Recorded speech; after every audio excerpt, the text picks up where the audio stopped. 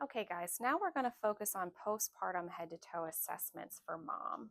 So, first things first, we're always going to enter a room. We're going to wash our hands, provide patient privacy, verify patient identification, asking her name, date of birth, and of course, putting on gloves.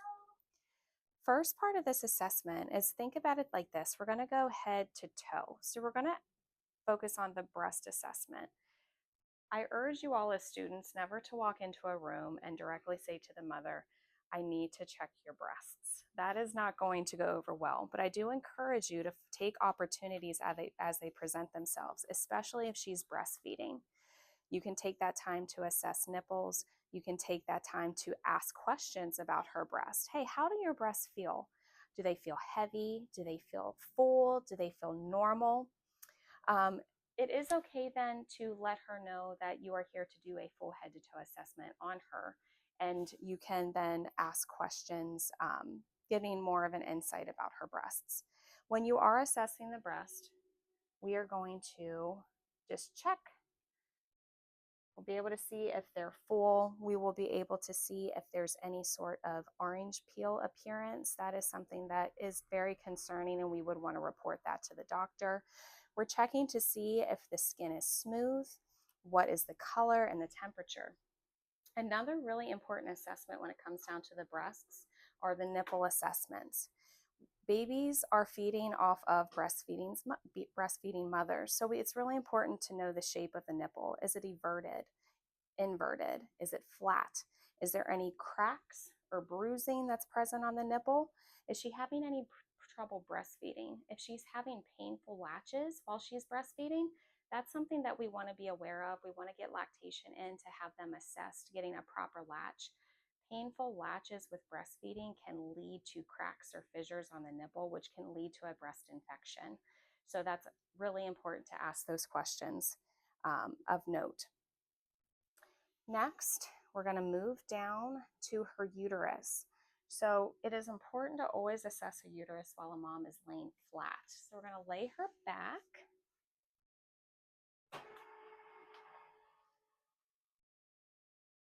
We're going to expose her abdomen, and we're always going to use two hands for this check.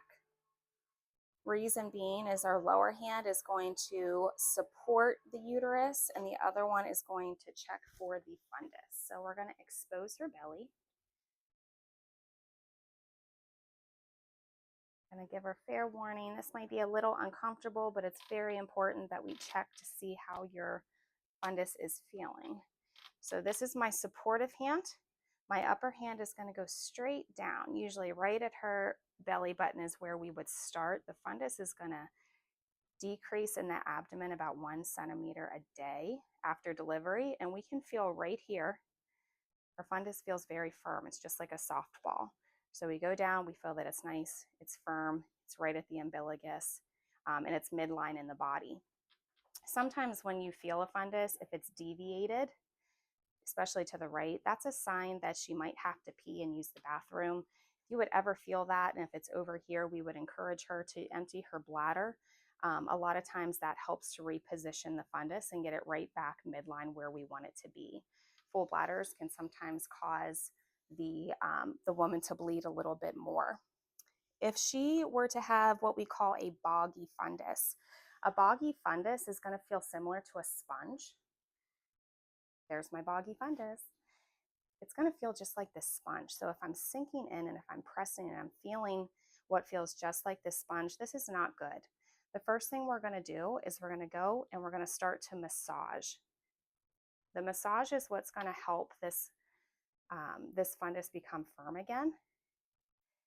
A boggy fundus, always remember, it leads to increased bleeding. So it is not something we like at all. It's something that we need to intervene with immediately.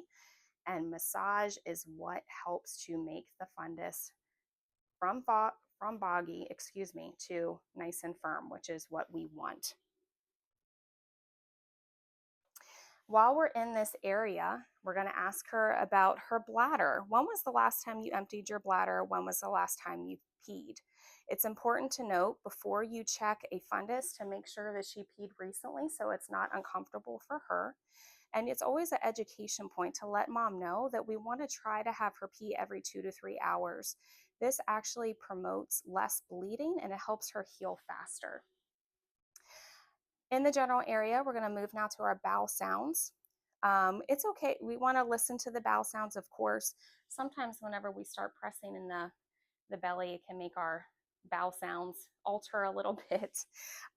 So you can actually listen to that first before you start pressing. But key questions when it comes down to bowel sounds are you passing gas? Have you had a bowel movement yet?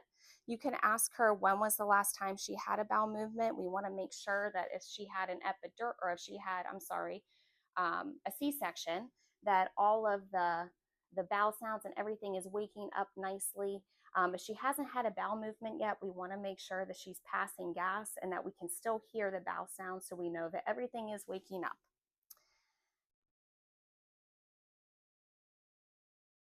And then one final question is we want to make sure that we're asking what time mom last ate and drank. Now, moving down to bleeding, that's why we always have gloves on. But what we're checking for is how much this mom is bleeding. These moms are going to have peri pads on, and they're going to be monitoring the bleeding. And this is something that they will be changing frequently every time that they use the bathroom. What we want to see is if mom's pad is saturated, and you can see this pad is not saturated. I would call this light bleeding. We want to ask mom, when was the last time she changed her pad? Is she changing pad regularly? And is she performing peri-care and hand washing when she does this? I want to see how much blood is on the pad. If she has a pad that's completely saturated, that's heavy bleeding. We describe saturated pads as completely filling a pad every hour. That is what's considered too much blood. Okay, so now we're going to assess to see if mom had an episiotomy or she had any tearing during her vaginal birth. So what you would do is you would just check right here. You would be checking for any sort of redness, ecchymosis, edema, discharge, and making sure if she had stitches, that the stitches are well approximated or connected. We're going to move further down. We'll cover her up. And I like to expose her legs because we're checking for any sort of issues with blood clotting. So when we come down, we're checking for DVTs, as I said. What I always ask my moms, I like to feel her legs because this is a great time for me to see if she's having any swelling.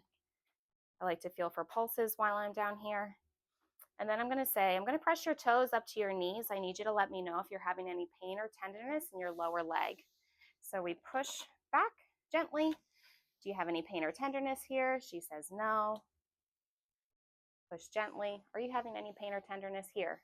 She says no. If she were to say yes, and if she has areas on her legs that feel warm, swollen, a little discomfort to touch, we would have concerns for a DVT, and that would be something that we would want to report to the doctor.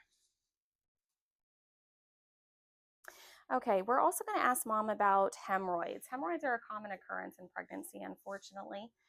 Sometimes they can get a little worse, especially if she's a vaginal delivery. So we want to assess, how are your hemorrhoids doing? Are they uncomfortable? Are you having any itching, discomfort? Are they protruding? Hemorrhoids are something that you do want to make the provider aware of, because in some cases, providers have to surgically remove them. Not in all cases. A lot of times they can clear up just fine after delivery of baby and after mom heals. We always want to assess the emotional status of mom. So this comes with developing that trusting relationship and rapport with mom while you're in the room. You always have to remember you are entering into a woman's one of the most sacred times in her life. So you have a very special role and a very special connection to her as you step in to care for her and her baby. So it's generally pretty easy to assess her emotional status by what you observe while you're in the room. So you want to start asking yourself questions. How is this mom acting? Is she feeding and is she bonding well with her baby? How is her overall interactions with baby? What's mom's support system like? Or what is her support person in the room doing to help her? You want to assess for the stages of where she may be. They're called Reuben stages. So are we going to be taking in? The taking in stage is all about mom. Is she taking hold? That's when she transitions to becoming all about baby. Or is she letting go? And the letting go stage is when she's preparing for going home and establishing a routine to care for her baby. While she's here and under our care, we always want to make sure that we're assessing the rubella and RhoGAM status. You're going to ask the question, are they rubella immune or non-immune? What is the mom's blood type and what is baby's blood type? If mom has a negative blood type and if baby's born with a positive blood type, that's when we're going to have to make sure she's receiving RhoGAM after delivery. And then use this time to assess the vaccine history in mom. Big vaccines that are given during pregnancy, always think about 30 weeks when she's pregnant. She generally receives a Tdap vaccine. The thought behind that is her body will develop antibodies that cross the placenta and go into baby. It helps to keep baby safe and protected until throughout their first year of life. You also want to make sure that, like we said earlier, RhoGAM is taken care of. Sometimes flu vaccines are given in pregnancy, but just while you are there and she's under your care, it's great to assess to make sure she is completely vaccinated and up to date. That is your full postpartum assessment.